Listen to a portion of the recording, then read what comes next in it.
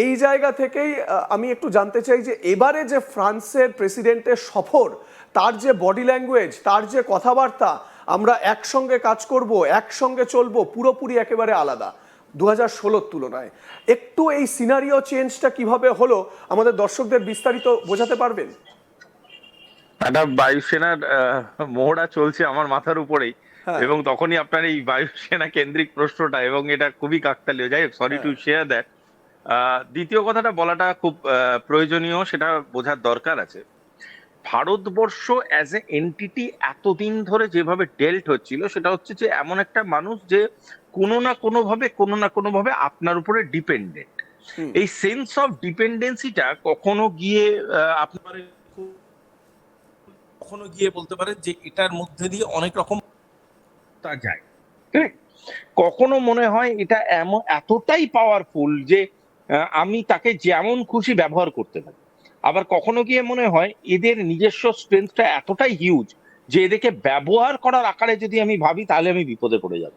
এই ট্রানজিশন ফেজটার মধ্যে ফ্রান্স বলুন, বিভিন্ন জার্মানি বলুন, ইউকে বলুন, এবং বিভিন্ন ইউরোপিয়ান দেশটা ছিল, সেই ইউরোপিয়ান দেশদের মধ্যে যাদের সাথে ইন্ডিয়া বিভিন্ন রকম সায়েন্টিফিক এবং মার্শাল ডিলস করেছে, তাদের মধ্যে অন্যতম হচ্ছে এই রাফেল ডিল। হুম, এবং এই রাফেল ডিলের সময় যে দুটো মানুষ সব থেকে বেশি যুক্ত ছিল, সেই দুটো মানুষকে কিন্তু তৎকালীন রাজনৈতিক পরিমণ্ডল একটুও ছাড়েনি।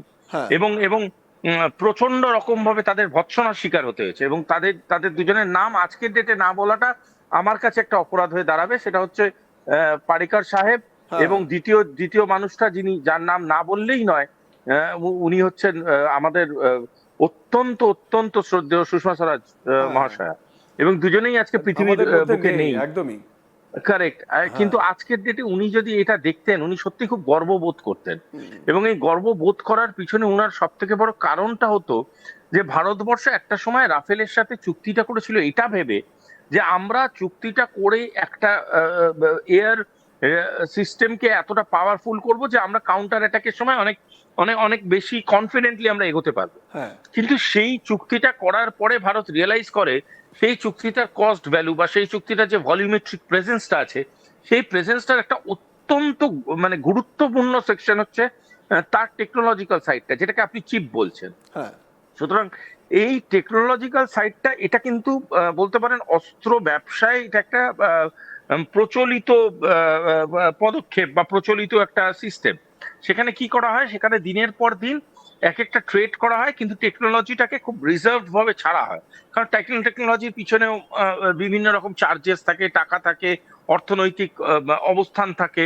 সুতরাং এটা কিন্তু ভুল ঠিক এইভাবে ব্যাখ্যা করাটা ঠিক না। কারণ এই যে এই এই এই ধরনের ডিলের এইটাই হচ্ছে চরিত্র। হুম, এবং সেক্ষেত্রে দাঁড়িয়ে ফ্রান্স যথারীতি ট্রিকটা খেলে, কার্ডটা খেলে। হ্যাঁ, এই কার্ডটা খেলার পিছনে তাদের মূল কারণটা থাকে ভারতবর্ষকে আরো বেশি অর্থনৈতিকভাবে ফ্রান্সের উপরে ডিপেন্ডেন্ট করে দেবে। ডিপেন্ডেন্ট করে এবং দেবো, হ্যাঁ, টেকনোলজিক্যালি ডিপেন্ডেন্ট করা মানে ভারতবর্ষের একটা অত্যন্ত শক্তিশালী অধ্যায়, যেটা হলো রাফেল। সেই রাফেলকে ব্যবহার করার জন্য তার ফ্রান্সের দিকে মুখিয়ে থাকতে হবে। অর্থাৎ ফ্রান্সের সাথে ভারতবর্ষের বিভিন্ন রকম অন্য ক্ষেত্রে যে চুক্তিগুলো হবে, সেই চুক্তিগুলো কিন্তু কিছু না কিছু করতে গেলে অন দা ওয়্যার হয়ে যাবে, মানে একটা তারের উপরে হাঁটার মতো হয়ে যাবে। হ্যাঁ, এই জায়গা থেকে গোটা জিনিসটাকে যদি কোনো রকম ভাবে চেঞ্জ করা যেত, সেইটা চেঞ্জ করার জন্য সব থেকে গুরুত্বপূর্ণ পদক্ষেপ যেটা নেওয়া যেত, সেটা হলো কিন্তু যে টেকনোলজিকার একটা অল্টারনেটিভ নিয়ে ভাবা। হ্যাঁ, তবে সাধারণত যারা এয়ার স্পেস এক্সপার্ট, তারা কোনোদিনই চায় না যে যে দেশে ফ্লাইট হয়েছে, মানে কাঠামোটা তৈরি হয়েছে, অন্য কোনো দেশ দায়িত্ব নিয়ে তার টেকনোলজিটা তৈরি করতে চায় না। হ্যাঁ, এই চায়নার পিছনে কারণটা হচ্ছে যে, কারণ অনেক সময় হয় যে খাপ খায় না, ভুলভাল হয়, এবং তাতে অনেক বড় ক্ষতিগ্রস্ত হতে হয় সেই দেশকে। হুম, সেখানে ভারতবর্ষ রিস্ক নিয়ে, হুম, নিজের কাঁধে তুলে নিয়ে, নিজের অর্থনীতিকে বাঁচানোর জন্য একটা বোল্ড স্টেপের মাধ্যমে হ্যাঁ, কিছু সায়েন্টিফিক মাথাকে এক জায়গায় এনে একটা অত্যন্ত এলিট টিম তৈরি করে হ্যাঁ, যখন টেকনোলজিটাকে ভারতবর্ষ তৈরি করে ফেললো, এটা কিন্তু শুধু ফ্রান্সকে বার্তা দিল তা নয়, এটা গোটা পৃথিবীকে বার্তা দিল যে হ্যাঁ, আমরা ডিপেন্ডেন্ট ডিপ্লোমেসি থেকে এখন অনেকটা এগিয়ে এসেছি। এখন আমরা সেলফ সাফিসিয়েন্ট ডিপ্লোমেসি।